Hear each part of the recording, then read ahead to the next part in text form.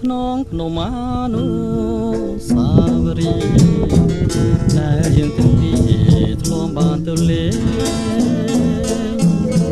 រៀមបានបីបានស្នាភ្នំឲ្យគេ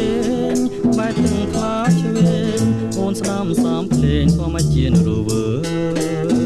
យទាំងជ្រោះហូរហួរឈ្មោះទៅមហាសាគរ